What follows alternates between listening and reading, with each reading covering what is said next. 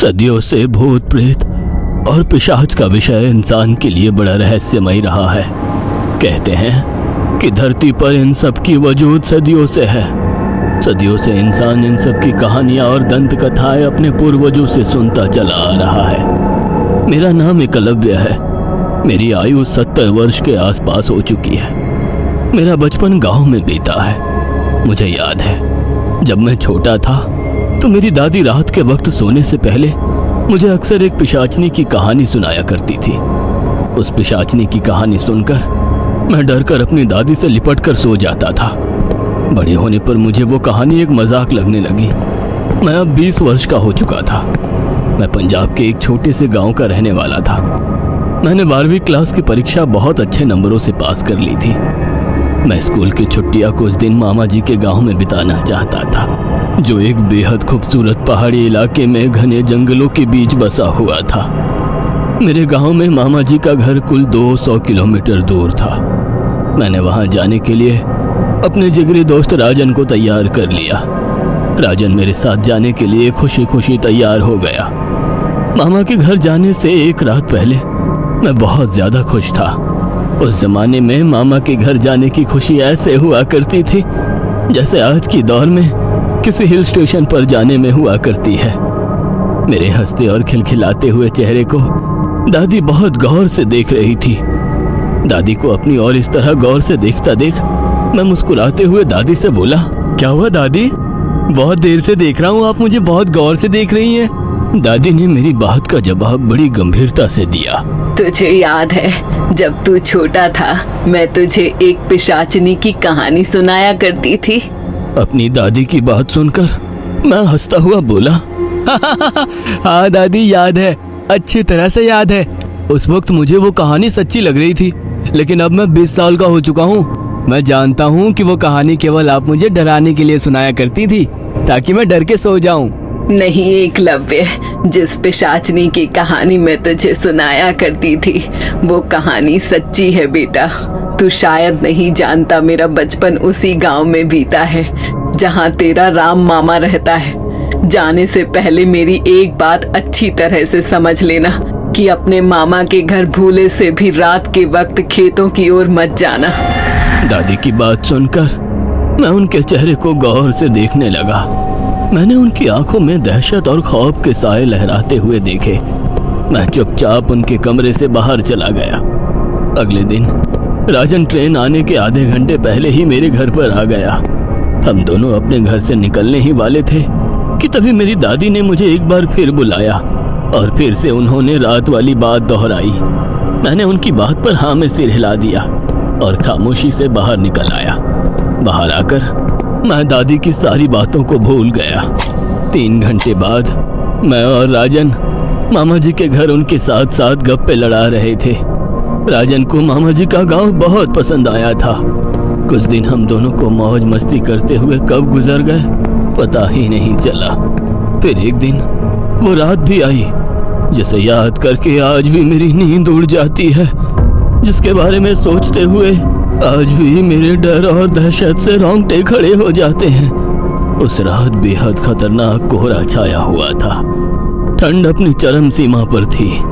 अचानक मामा जी को तेज बुखार चढ़ गया। ये देखकर मामी बेहद परेशान हो गईं। मैं भागता हुआ पड़ोस के डॉक्टर चाचा को बुला लाया। डॉक्टर चाचा ने बताया कि मामा जी को सर्दी का असर हो गया है। वे कुछ दिनों तक अब खेतों पर काम पर नहीं जा सकते। वो कुछ दवाइयां देकर चले गए। मामा जी दवाई खाकर गहरी नींद में सो गए। शायद डॉक्टर चाचा ने दवाई में नींद की दवा भी दे दी थी। मैंने देखा मामी अपनी मोटी शॉल ओढ़कर मामा जी की लाठी पकड़कर आधी रात के वक्त बाहर की ओर जाने लगी। उन्हें अकेले बाहर जाता देख मैंने उनसे पूछा, आप इतनी रात में कहाँ जा रही हैं? बेटा फसल तैयार खड़ी हुई है। यहाँ जंगली जानवर अक्सर फसल को बर्बाद कर देते हैं। खेतों की रखवाली करना बहुत जरूरी है। तेरे मामा जी को बुखार है तो मुझे ही जाना पड़ेगा। मामी की बात सुनकर मैं अपने दोस्त राजन की ओर देखने लगा। सच तो ये था कि मुझे और राजन को ये बिल्कुल भी अच्छा नहीं लगा कि हम दोनों के होते हुए मामी अकेले खेतों में रखवाली करने के लिए जाएं। मैंने मामी जी को जाने से रोक दिया और आज की रात खुद खेत में रखवाली करने की जिद करने लगा। मामी ने मुझे बहुत मना किया, मगर मैं उनकी पूरी बात सुनने को तैयार ही नहीं था।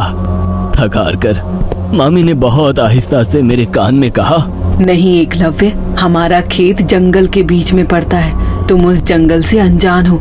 आधी रात के बाद कड़कड़ाती ठंड में वो निकलती है जो जवान मर्दों का खून पी जाती है। मामी की बात सुनकर मैं मामी को हैरत भरी निगाहों से देखने लगा। सच तो ये था कि मुझे उनकी बातों पर बिल्कुल भी विश्वास नहीं था, क्योंकि मैं बचपन से ही यही कहानी अपनी दादी की जुबान से सुनता हुआ चला आ रहा था। मैंने मुस्कुराते हुए मामी की ओर देखकर कहा, अरे मामी, ये सब बकवास बातें होती है। पहले के लोग इस तरह की कहानियां केवल बच्चों को डराने के लिए सुनाया करते थे। मामी कुछ बोलती, मगर मैंने उन्हें इससे पहले कुछ भी बोलने से रोक दिया। मेरे बहुत ज्यादा जिद करने पर मामी 2 लहसुन की माला देकर मुझे भेजने के लिए आखिरकार राजी हो गई। मैं और राजन मामा जी की खेत की रखवाली करने के लिए निकल गए। हम दोनों आधी रात के वक्त एक मोटा कंबल ओढ़े हुए टॉर्च लेकर खेतों की ओर पैदल चले जा रहे थे। पूरे गांव में मौत जैसा सन्नाटा पसरा हुआ था। रात के वक्त सर्दी इतनी ज्यादा थी कि एक भी कुत्ता भौंकता हुआ नजर नहीं आ रहा था। आधे घंटे पैदल चलने के बाद हम दोनों घने जंगल से होते हुए अपने खेतों की ओर तेज तेज कदमों से चले जा रहे थे। रात के वक्त जंगली जानवरों की आवाजें शरीर में एक अजीब सी सिहरन पैदा कर रही थी। हम दोनों जवान थे और शायद थोड़े नीडर भी। आधा रास्ता पहुंचकर मैंने वो लहसुन की मालाएं जंगल में ही फेंक दी। ये क्या किया तूने? तेरी मामी ने तो। अरे ये सब बकवास है, अब चल यार। करीब 1 घंटे बाद हम दोनों मामा जी की खेत में बनी हुई झोपड़ी के बाहर आग जलाए हुए बैठ गए। हम दोनों को बैठे हुए वहां कुछ ही देर हुई थी कि तभी अचानक मुझे ऐसा लगा जैसे कोई बहुत तेजी से निकलकर खेतों की तरफ गया हो। वो जो कोई भी था, मैंने उसकी अजीब सी गंध महसूस की। मैं तुरंत खड़ा होकर टॉर्च की लाइट इधर उधर घुमाने लगा, मगर मुझे सन्नाटे के अलावा कोई भी नजर नहीं आया। मुझे इस तरह से करता देख राजन मुझसे बोला, क्या हुआ? मुझे ऐसा लगा जैसे कि कोई बहुत तेजी से निकलकर खेतों की ओर गया हो और एक अजीब सी गंध मेरी नाक में भी टकराई। अरे तुझे कोई वहम हुआ होगा। नहीं राजन, कोई तो खेत के अंदर घुसा है। मुझे लगता है कि हमें अंदर जाकर देखना चाहिए। कहीं कोई जंगली जानवर तो खेतों में तो नहीं घुस गया। पागल हो गया है क्या? तेरी मामी ने चलते वक्त 1 नहीं 10 बार बोला था कि लहसुन की माला पहने रहना, जलती हुई आग से दूर मत जाना। मालाएं तो तूने रास्ते में ही फेंक दी, अब आग के सामने से हटने को भी बोल रहा है। अरे तू इन बातों को मानता है? मैंने इतना बोला ही था कि तभी हम दोनों के कानों में पंखों के फड़फड़ाने की आवाज टकराई। राजन जो कि अब तक बैठा हुआ था, पंखों की फड़फड़ाहट सुनकर चौंक कर तुरंत ऊपर खड़ा हो गया। वो भी अपनी टॉर्च की रोशनी से इधर उधर देखते हुए कपकपाती आवाज में बोला, ये कौन सा पक्षी था यार जो इतनी तेजी के साथ उड़ गया है? मैंने उसकी बहुत बड़ी परछाई देखी। ये तो हमें खेत के अंदर जाकर ही पता लगेगा। इतना कहकर मैं खेत के अंदर चला गया। राजन चिल्लाकर बोला, हमें आगे दूर नहीं जाना चाहिए। राजन की बात सुनकर मैं खेत से बाहर निकलकर बोला, तू पागल हो गया है, चल जल्दी से इधर आजा, डरपोक कहीं का।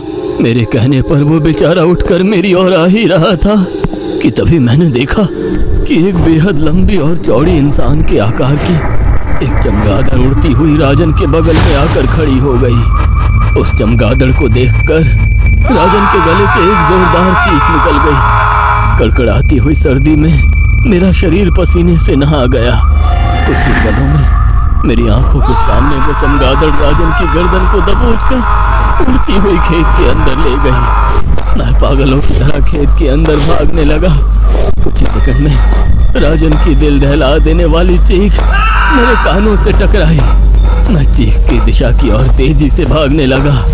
अचानक भागते कदम रुक गए। मैंने देखा एक बेहद भयानक चेहरे वाली पिशाचनी, जिसके लंबे और पैने दांत बाहर निकले हुए थे, वो राजन के शरीर के मांस को नोच नोच कर खा रही थी। उसे देखकर मेरी सांस हलक से अटक गई। मेरी आंखें दहशत से फटी की फटी रह गई।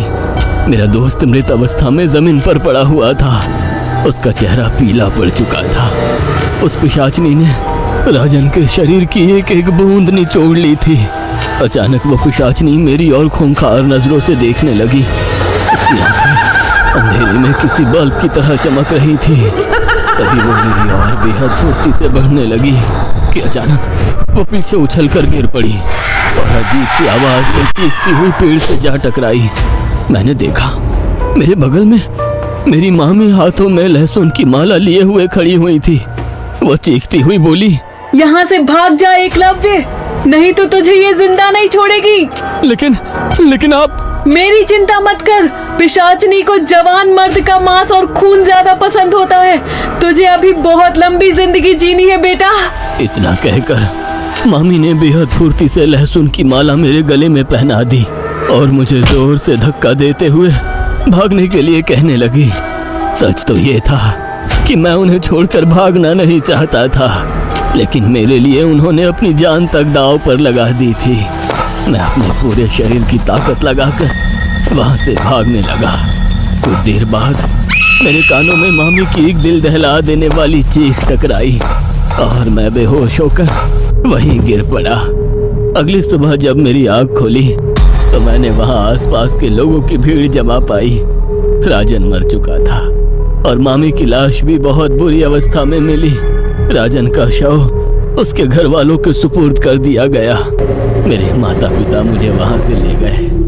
कुछ महीनों बाद मैं गांव को छोड़कर शहर बस गया, मगर आज भी जब वो घटना मुझे याद आती है तो मेरे डर की वजह से रोंगटे खड़े हो जाते हैं।